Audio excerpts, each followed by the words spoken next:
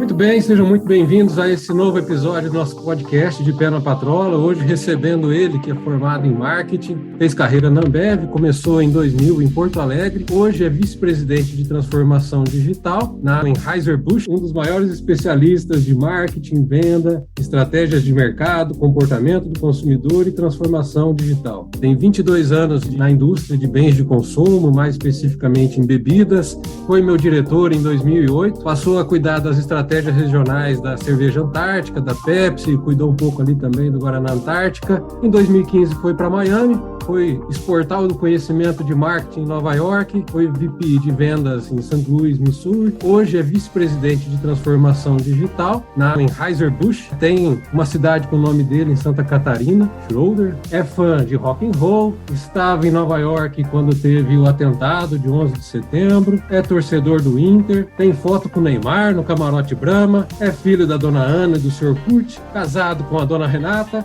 pai da Isabela, de Porto Alegre para o mundo. Conheçam Matheus Schroeder.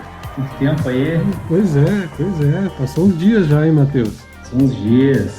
Seja bem-vindo. Nossa, bastante coisa aí, hein? Você sabia dessa Até cidade? A foto do Neymar aí se puxou. Faz um extrato, né, Matheus?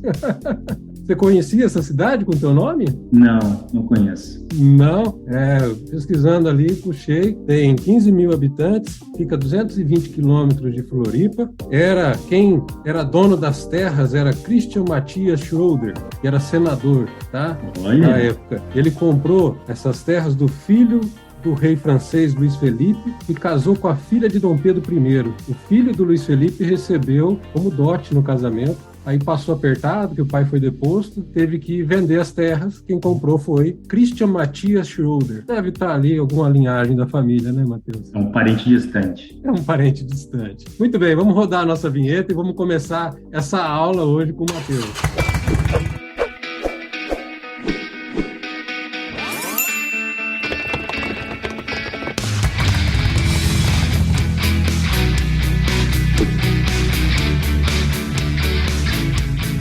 Começar essa aula hoje de marketing e vendas com o Matheus Schroeder, hoje vice-presidente de transformação digital, cuidando da BIS, o aplicativo que faz a ligação entre a Ambev. Ambev é esse mesmo nome que utiliza fora do país. Como é que é esses nomes todos hoje de Ambev, Matheus? A Anheuser-Busch InBev é uma empresa global, né? E ela tem várias subsidiárias no mundo todo, né? Que são empresas locais. Então, por exemplo, no Canadá é a Labatt, no Brasil é a Ambev, na Argentina vai ser a Quilmes, e aqui nos Estados Unidos é a Anheuser-Busch ou Budweiser, que é a principal marca, né? Então, é uma empresa global, mas que atua localmente, né? Porque a gente tem todas essas empresas locais que representam o país, né? Então, no caso dos Estados Unidos, seria a Anheuser-Busch. Podemos tratar tudo como Ambev, né? Para ficar mais simples, né?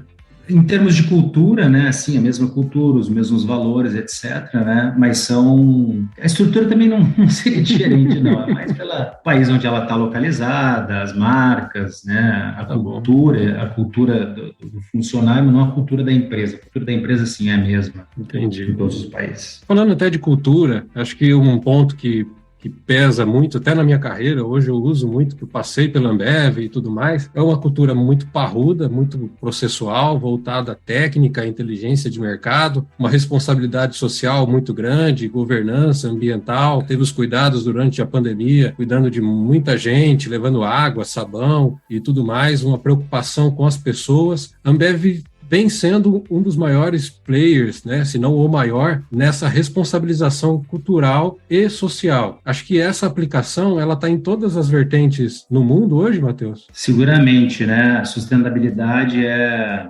um dos nossos pilares, né? A gente tem uma Chief Sustainability Officer globalmente, a gente tem essa posição em todas as nossas zonas, né? Então, esse é um valor que está integrado na companhia em vários países, né? E a Ambev, claramente, aí um expoente aí do mundo, vem ganhando vários prêmios, né, em relação à responsabilidade social, governança, práticas com o meio ambiente, de sustentabilidade em geral, né? É um grande exemplo aí para várias empresas no Brasil. Com certeza. E como a gente está falando aqui de empreendedores, voltado a isso, esse podcast de Pé na Patrola, a ideia aqui é para poder ajudar as pessoas a entenderem um pouco das organizações. Tanto nas maiores quanto nas menores, é preciso ter método, é preciso ter processo, e essa responsabilidade social vem muito além de só vender capital, né? E vamos dizer, grana, trocando em miúdos, acaba trazendo um propósito para a vida das pessoas. Isso, como a gente lida em vendas voltado ao ser humano, e a gente vende para as pessoas sempre, é um conjunto que acho que não dá para desligar, né? Não dá para dizer que o negócio escapa ao propósito ou o propósito escapa ao negócio, acaba ficando tudo num caldeirão, né? Essa é a tua visão tudo também? Integrado, exatamente. Está tudo integrado e acho que muitas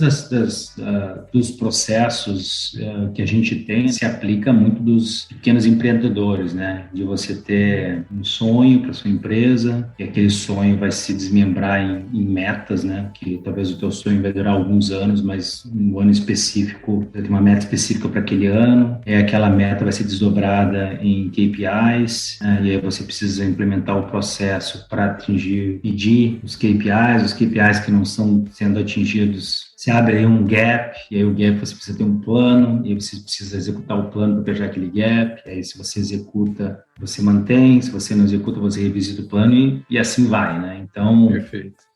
São exemplos, o processo muito forte na companhia, mas que deveria ser, na minha visão, adotado por todos os empreendedores, de você ter um sistema de gestão com uma estrutura processual sólida e com um método para ajudar você a atingir os seus objetivos, né? Ótimo. Matheus, eu venho da escola Ambev, né? Aprendi lá atrás a vender, em 2005, quando comecei na companhia. O ponto forte era uma filosofia, pode-se dizer, de PDCA, né? Ainda continua nessa caminho, essa é a ferramenta mãe, vamos dizer assim, de todo esse processo? É uma das ferramentas, né? Porque, na verdade, o PDCA ele é mais que um processo mental, assim, né? Não necessariamente você tem que, em todas as suas decisões, você tem no dia a dia parar e escrever. Analisar, né? Muitas coisas é um processo mental, né? Você parar para entender se o que você está fazendo está atingindo um objetivo, né?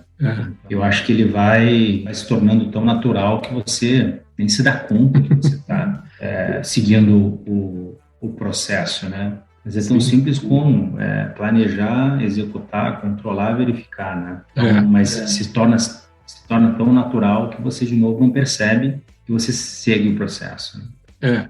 Eu comento até dizer em mentoria e consultoria que isso passa a ser uma maneira realmente de pensar. Você faz isso depois que vira máquina, inconscientemente você faz para o trabalho, você faz para casa, você faz para tudo que você vai fazer, você acaba incutindo o PDCA na vida. Impressionante, mas quando você menos espera, você está fazendo um PDCA para a coisa mais simples que talvez você não imaginava que aplicasse. Eu acho que passa a ser algo que você respira no dia a dia, né? Exatamente. Matheus, você que trabalhou muito com a questão das estratégias de vendas, de marketing, de comportamento do consumidor, o pilar de venda, ele traz um pouco na visão de resolver uma dor, de entregar uma transformação. Existe receita de bolo para isso? Existe uma mecânica que dá para aplicar em qualquer alternativa? Ou como que é o mindset para poder o empreendedor entender como vender o seu negócio hoje? O que é a dica que você daria nesse sentido? Acho que a principal dica é entender quem é o consumidor, né? E qual é o valor que aquele produto ou serviço vai entregar ao consumidor que você está buscando, né? Você tem um consumidor alvo que tem valores, que te ajuda a definir o produto ou o serviço que você está vendendo para ele, né? Que não necessariamente você vai vender só para aquele consumidor, você vai vender para o teu universo expandido, né? Para outras pessoas, não necessariamente aquela, né? Mas tendo o consumidor alvo, te ajuda a definir o posicionamento do teu produto. De novo, produto ou serviço, né? Falar produto assim pela facilidade, né? Então, entendendo o consumidor, os valores do consumidor, você, né, transmite aqueles valores para a sua marca, aí a sua marca ela fica bem posicionada para um determinado público-alvo, né? Os valores daquela marca, o que aquela marca transmite, etc. E aí você, tendo bem claro qual que é o teu universo expandido do teu público-alvo, né? Então, acho que ter muita clareza nisso é importante, né? Se você é muito genérico, você acaba não sendo nada para ninguém, né? Então, quanto mais específico, melhor, né? Nesse sentido. E essa é a roupagem que cada produto, né, cada da marca Ambev acaba trazendo um público específico para atender, né, Matheus? Cada um traz uma roupagem, e até regionalizado, né, dependendo da situação para cada bandeira, vamos dizer assim.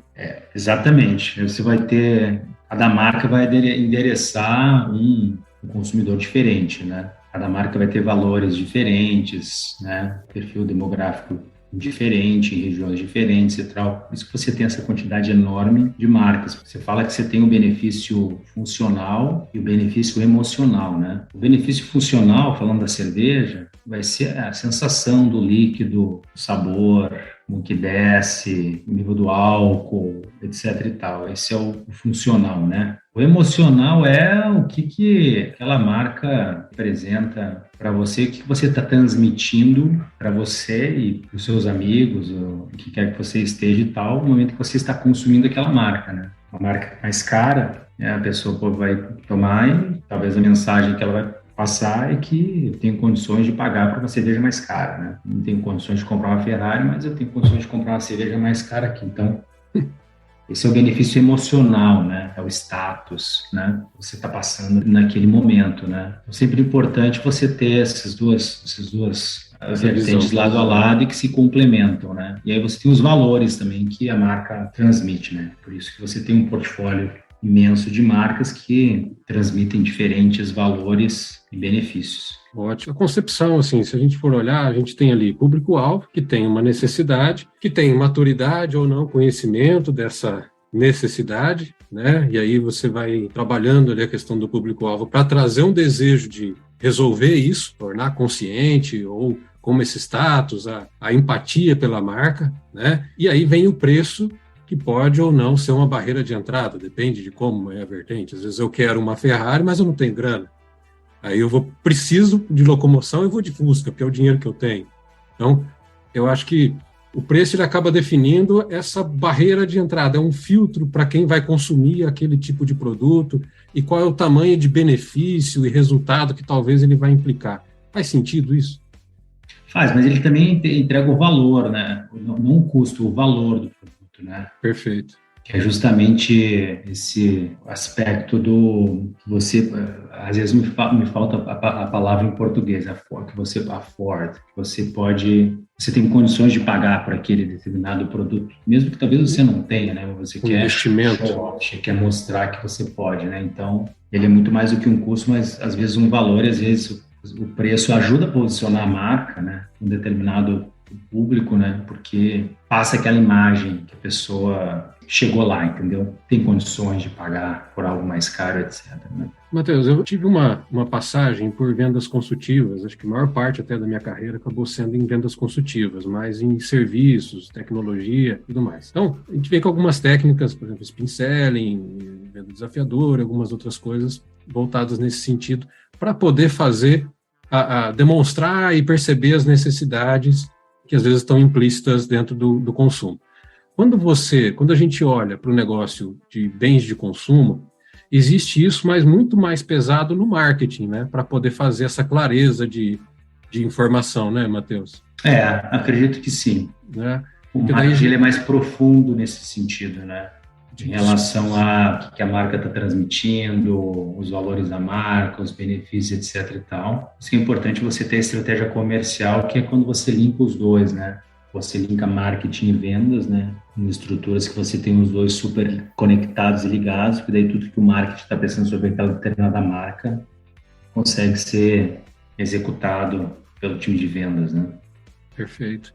E para executar tudo isso, precisa muito processo, que esse é o caminho de tudo, né? Cria-se um objetivo, uma ideia, fomenta isso como deve ser executado, uma estratégia, e abre o guarda-chuva com várias estratégias descendo nesse guarda-chuva. Para executar tudo isso, dá tropeço? Dá trabalho? Assim, o processo certamente é a base de tudo, como você mesmo falou, né? Mas a gente vem passando agora por um processo de transformação, né? No mercado em geral, com a digitalização, né? O BIS é um exemplo. dessa transformação para a gente no momento que você dá aquela conveniência para o ponto de venda, né? Não precisa mais esperar pelo dia da visita do vendedor para colocar o seu pedido, ele coloca o pedido dele a hora que ele quer, ele vê todos os preços, ele vê todos os produtos, ele tem acesso a tudo, ele escolhe o dia da entrega, etc. e tal. Então, se dá uma liberdade muito maior para o ponto de venda, né? E, ao mesmo tempo, você também muda o perfil do vendedor, né? O vendedor, nesse sentido, a gente fala aqui nos Estados Unidos e a gente está elevando, né? Elevate our frontline sales teams. Porque uma coisa é você ir lá e tirar o pedido. O cara já sabe o que ele quer, né? 2 caixas disso para amanhã, etc, né? Outra coisa é você ir lá e você ter uma visita muito mais valor, né? Um consultor quase para o ponto de venda, né?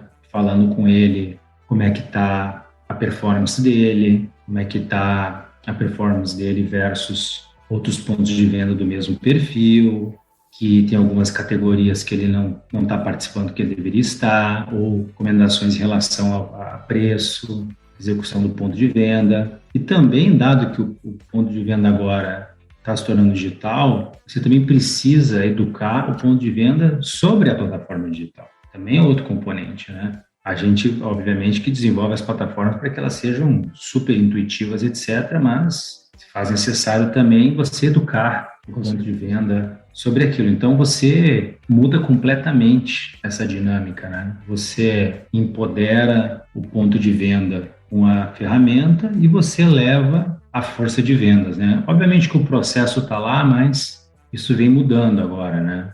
Então, o processo ele fica um pouco mais solto, né, nesse sentido, né? Você tem que se adaptar a cada ponto de venda. Ele continua sendo importante, mas não tanto quanto costumava ser. Eu vejo até nesse intuito, a Ambev ela vem como uma grande escola, tanto para quem está dentro como quem se relaciona com ela hoje, né? Se a gente olhar para o ponto de venda, se todas as oportunidades que são levadas do vendedor até o ponto de venda é para fazer com que ele cresça. E, consequentemente, se ele cresce, a companhia também cresce junto. E é a visão de parceria, de fato, que é o grande negócio de vendas, né? Porque vender é levar a oportunidade, é apresentar algo novo, a trazer a perspectiva de mudança e evolução.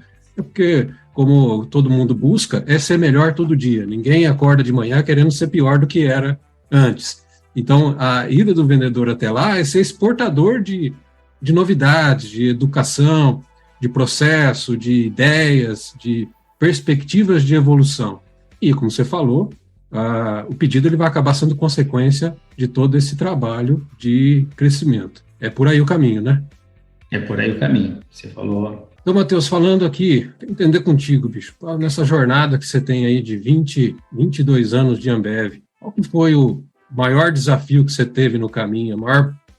Falou, isso aqui é punk, isso aqui vai ser dar trabalho e acabou dando certo e venceu, e qual que foi o grande aprendizado nessa topada de desafio? Acho que o maior desafio para mim foi essa mudança do Brasil para os Estados Unidos, né?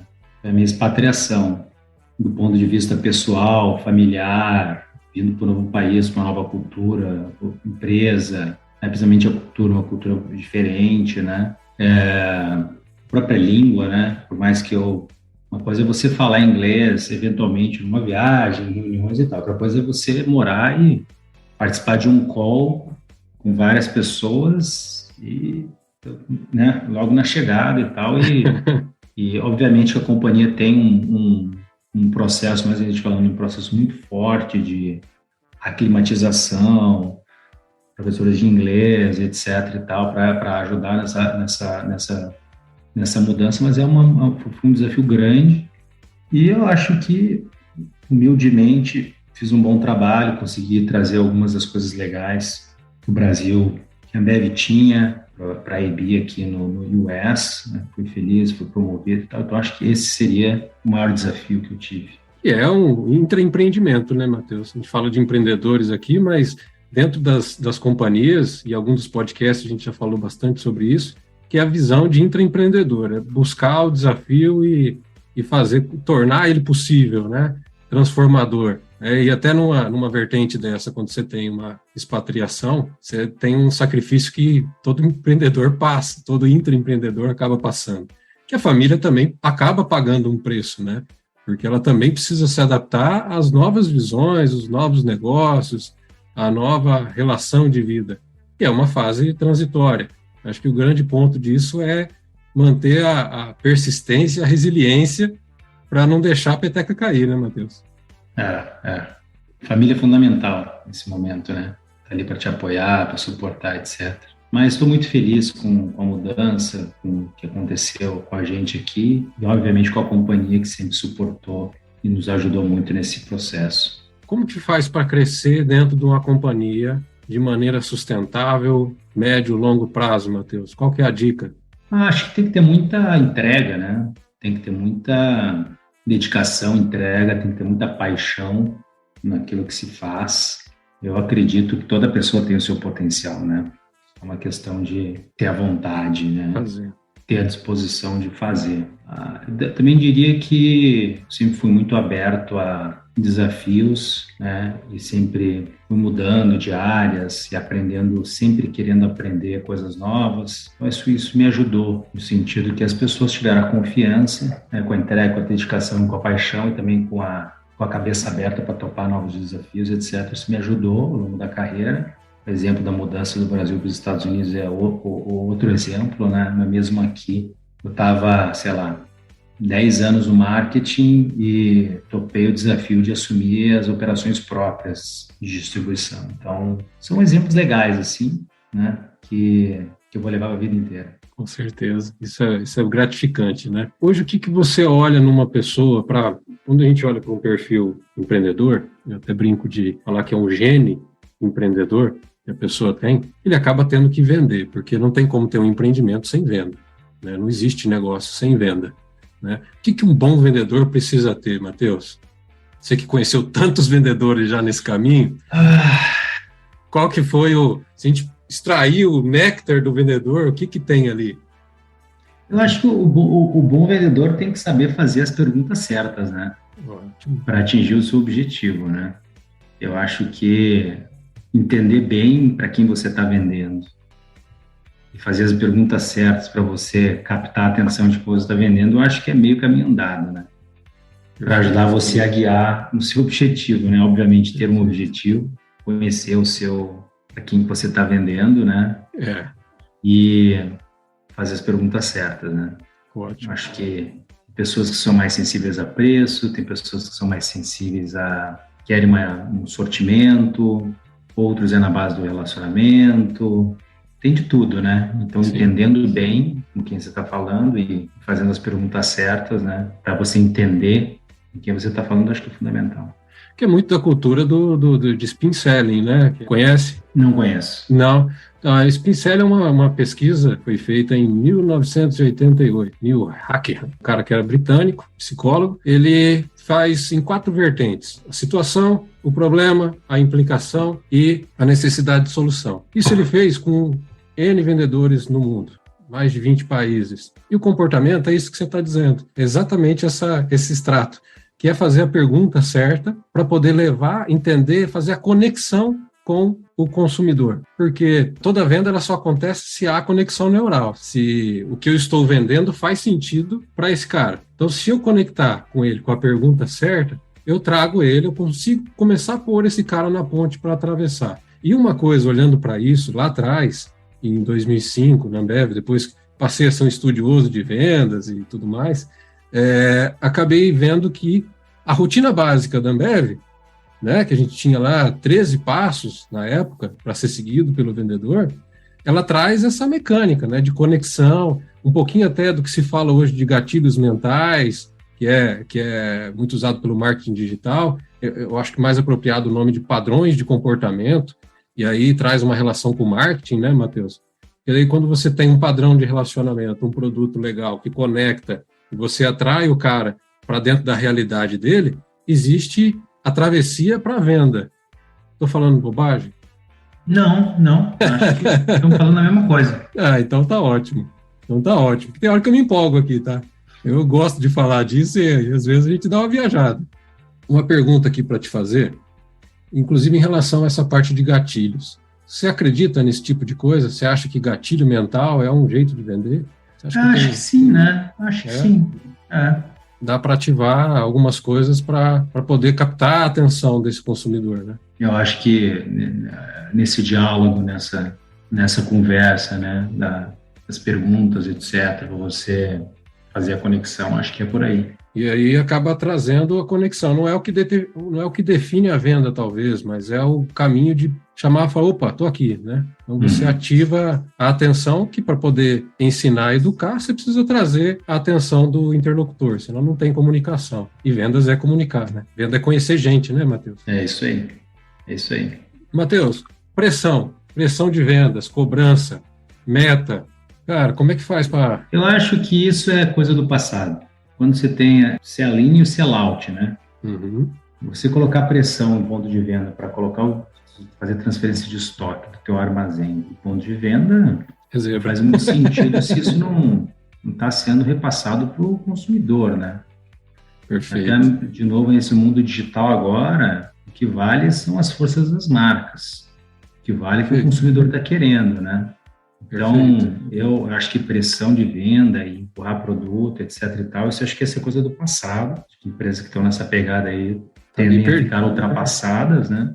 O que vale é para o consumidor. A não ser que você esteja num negócio de retail, né? Você seja um supermercado, etc. E você quer vender para o consumidor. Essa é uma coisa diferente, né? Mas no B2B, eu não vejo isso como uma boa prática. É só transferência de estoque, antecipar um caixa e tal, mas que não é sustentável no longo prazo. Acho que essa é a palavra, né? Sustentabilidade na venda, né? Eu tenho aquela ideia que você pode causar até um problema tendo esse impacto de pressão, de empurrar estoque, como você falou. Na frente você vai ter um pepino para resolver, né? Matheus, uma última pergunta também, já aí finalizando essa aula que você está trazendo aí para a gente de experiência. Você está hoje como vice-presidente de transformação digital, um cargo alto dentro da companhia, uma posição de muita responsabilidade. E como é que faz para buscar conhecimento? Aonde que você busca inovação? Como é que você tem a tua captação de novas informações, de conhecimento? Como é que você faz isso? Eu leio bastante, Fábio. Leio bastante, ouço bastante podcast também. Eu dei 30 minutos eu demoro para ir para a fábrica todo dia, mais 30 para voltar. Então, e procuro aprender com os meus colegas dentro da companhia também, coisas que outros países estão fazendo e tal. Então, acho que é um pouco de cada coisa, né? Tá sempre aberto, novas ideias, buscando recomendações de livros, podcast, entendendo com outros países, etc e tal, né? Não foge muito disso. Está na minha lista de fazer um MBA ou um curso assim, mais nessa linha, mas eu, por enquanto, o tempo não está me ajudando nessa linha, mas eu venho tentando me atualizar dessa forma. Ótimo. E a companhia é muito forte em treinamento, né? Tem N mentores aí dentro, porque pode até não levar o nome de mentor, mas que tem uma bagagem muito grande, que traz toda uma experiência, que passa a ser a mentoria. Muita gente boa. Né? Muita gente boa. Um pensamento acelerado, fora da curva, que provoca, né? E o ecossistema... Muita sorte de trabalhar, muita sorte. Eu tenho muita sorte de trabalhar 22 anos para essa empresa. É muito legal. Agradecer. Muito legal, parabéns. Matheus, algum recado final, alguma mensagem que você quer deixar aqui para os empreendedores? Queria agradecer você a oportunidade e desejar sucesso aí para você e para todos os empreendedores aí que vão nos ouvir aí, que tenham sucesso nas suas jornadas. Tá bom? Ótimo, muito obrigado. Fiquem com Deus. Obrigado pelo ouvir mais uma vez. Valeu. Forte abraço e fique com a gente.